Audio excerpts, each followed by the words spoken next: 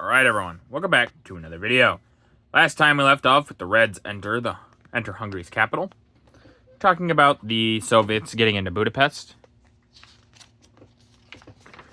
We're now on to British infantrymen hit the mud and snow. January 19th, 1945. Advance in the Sitard sector.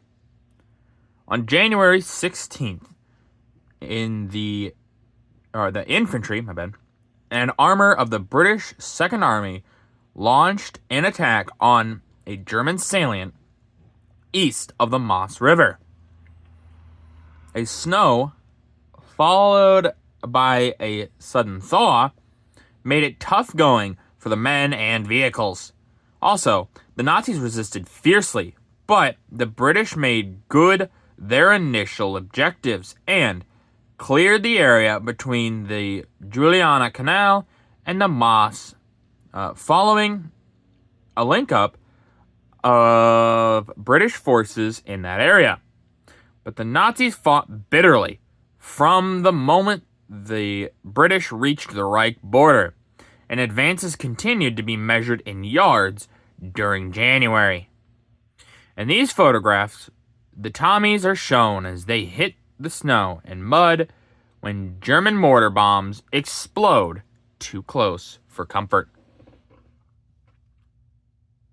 Yeah, you can see those guys are trying to hit the deck. They're getting mortared, as I said. There's one there. Must have been awful. You know, that time of year when it's like that, there's just muck and it's just slow going. You're not going to get very far at all. And these guys probably are having what would be considered not a very good time. Dead Japanese mark American progress. January 1945. Grim business on Luzon. The Japanese played the game of war for keeps, and few prisoners were taken. The above picture shows sleeping Japanese who were trapped in a ravine, and their American conquerors near Porzarubio, Luzon. Below, 2 Japanese tanks and their slain defenders litter a road near Bintalon. Bintalon. I don't know how to pronounce that. American tank destroyers accounted for the crippled Japanese vehicles and their crews. Yeah, so the Japanese, as they've said before, they're playing, like they just said, they're playing for keeps. They like to not give up, and that leads to many of them not making it very much longer. Inching forward in Italy. January 1945. Tanks assemble. Throughout the winter, little progress was made below Boulogne, but there was plenty of fierce fighting. Here, tanks assemble in a small Italian town, and below, infantrymen of the 85th Division move up to take their position in the line where they relieved another company. They pass smoke pots which screen their movements. Yeah, Italy, like they said, is going very slow. It's still going slow, but now that Germany itself is threatened, a lot more progress is going to be made because Germans are pulling back, trying to defend Germany itself. And yes, obviously you're going to use smoke to hide your movements. The enemy can obviously predict that you're there, but they don't know where you are exactly, and so it's not a good idea to even fire at this because unless you're going to mortar it, you might not even hit anything. It might just be a diversion. Lithuanian peasants welcome the Russians. January 1945. Youth takes a hand. This young Russian Tommy gunner is greeted by a group of Lithuanian farm people. In the harvest scene below, a group of peasants raise their hands in friendly welcome and pour their liberators a cooling drink. With the fall of Memel, Baltic seaport on January 28th, the liberation of Lithuania was completed. Lithuania ceded Memel to the Germans in March 1939 under pressure. Yeah, so many of these people, they're going to be happy that the Soviets are moving in. Now, they're not going to be happy with the continual Soviet presence, but at least for now, they're happy with it. And yeah, like they mentioned there, Lithuanians seceded Memel more or less because they were forced. The Germans didn't really give them much of an option. The Germans flee from Tilsit, January 20th, 1945, on the road to defeat. This is a German bridge across the Nemen River, destroyed by the Nazis in their retreat from the Tilsit in East Prussia.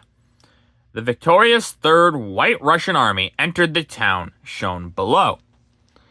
As it still burned and smoked, either from the Red attack or by the hand of the Germans themselves.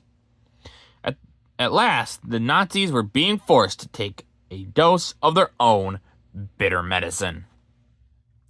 Yeah, the Germans, they're going to destroy bridges. They may have set fire to this, but obviously, who can really know? But it's just one of those things. Like, yes, they're getting a taste of their own medicine in certain cases here, but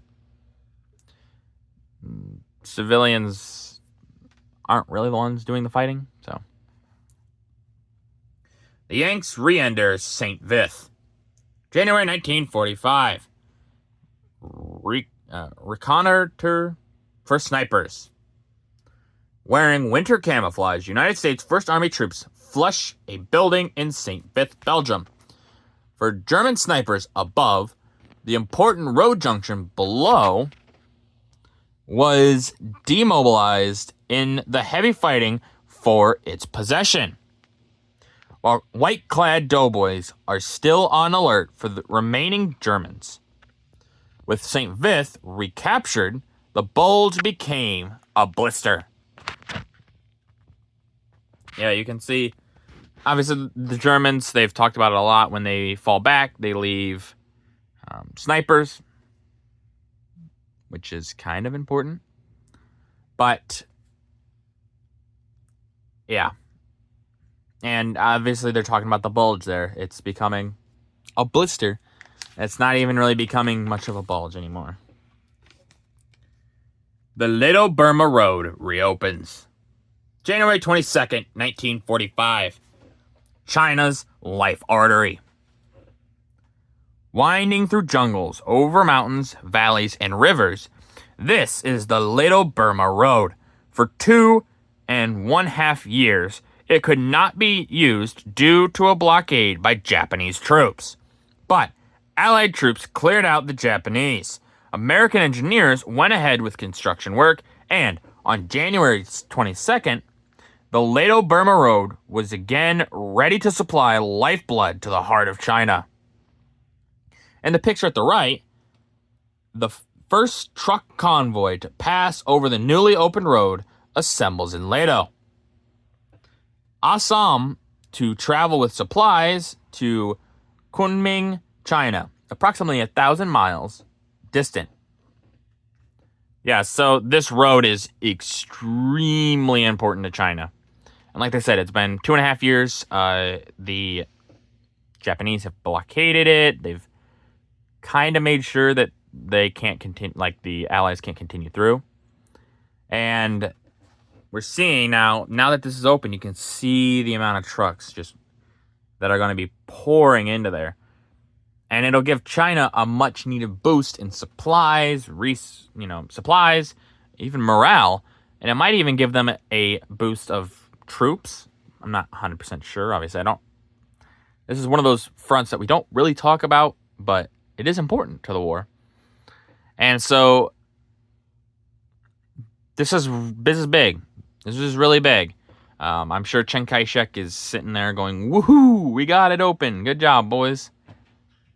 But with that, that's going to do it for this video. If you guys liked the video, leave a like.